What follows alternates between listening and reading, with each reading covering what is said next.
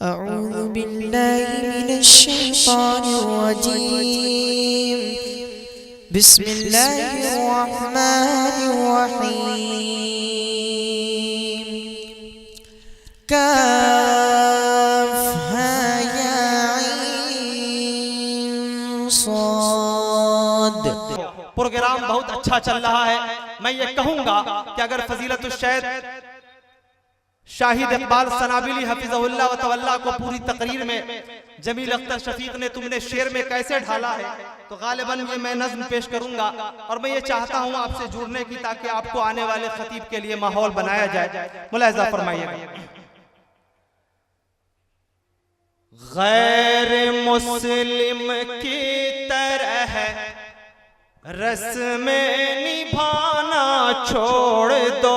ممکن ہے کہ یہ نظم آپ کو یوٹیوب کے حوالے سے پہنچی ہو, لیکن آپ نے آن لائن دیکھا ہے, آج آف لائن سن لیجئے تو شاید آپ کے ذہن میں یہ نظم دیر تک محفوظ رہ جائے تو میرا آنے کا مقصد کامیاب ہو جائے گا.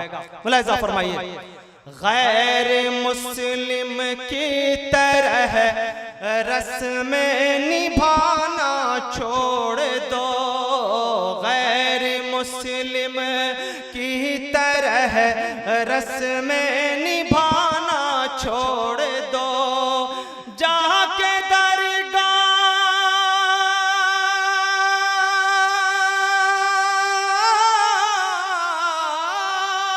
جا کے درگاہوں پہ یوں میلہ لگانا چھوڑ دو.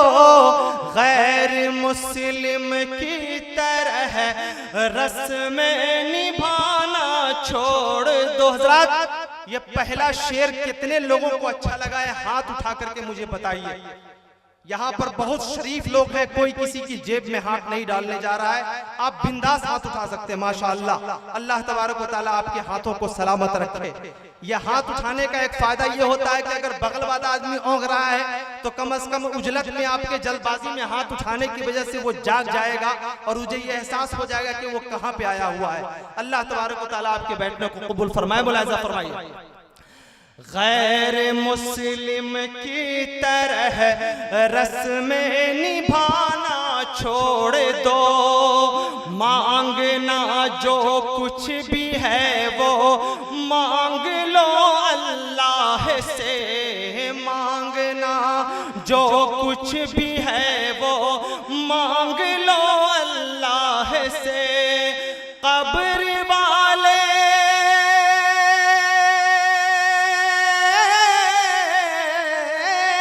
قبر والے اولیاء سے لو لگانا چھوڑ دو.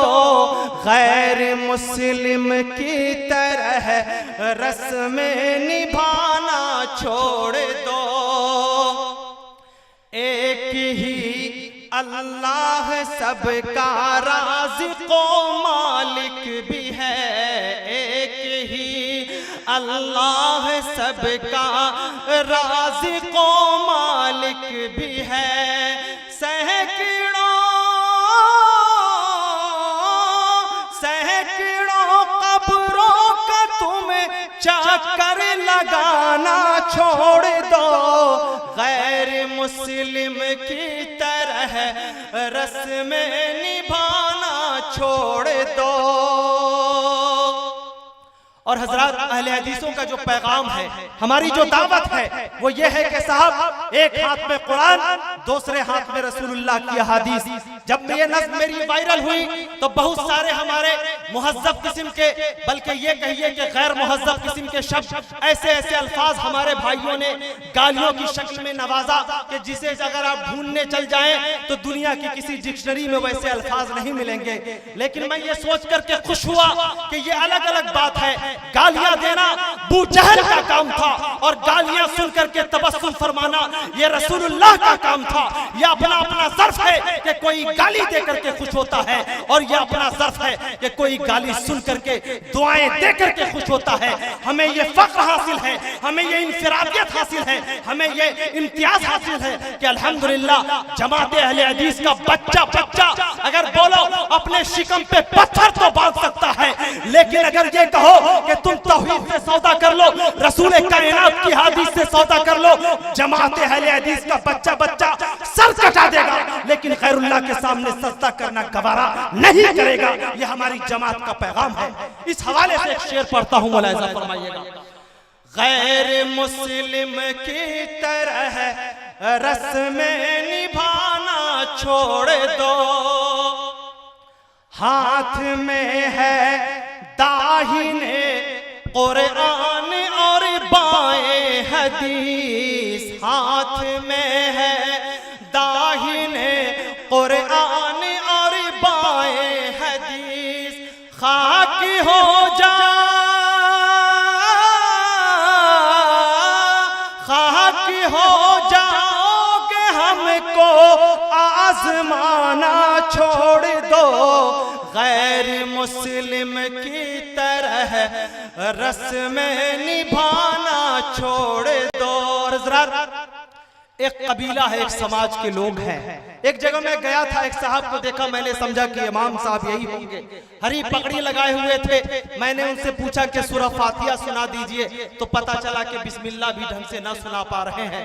میں نام لینا نہیں چاہتا ہوں, بس ایک شعر پیش کرتا ہوں, اگر آپ پہنچ جائیں تو آپ کی حسن ذہانت کی داد دوں گا. ملاحظہ فرمائیے.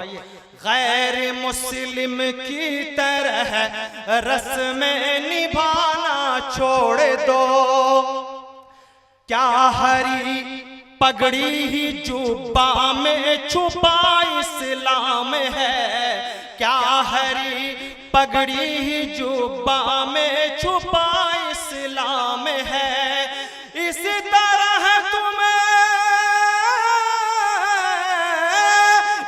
طرح تمہیں قوم کو الو بنانا چھوڑ دو, غیر مسلم کی طرح رسمیں نبھانا چھوڑ دو. اور وہ بھائی جو گالی دیے تھے ان کے حوالے سے ایک مقطع ملاحظہ فرمائیے.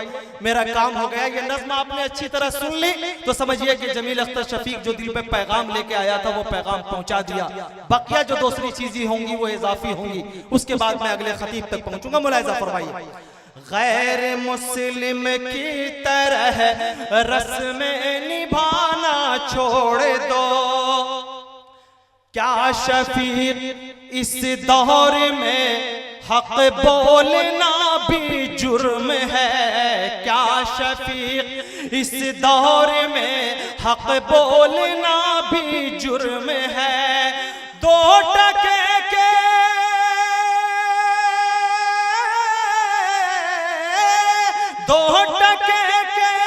مولوی سے منہ لگانا چھوڑ دو, غیر مسلم کی طرح رسمیں نبھانا چھوڑ دو.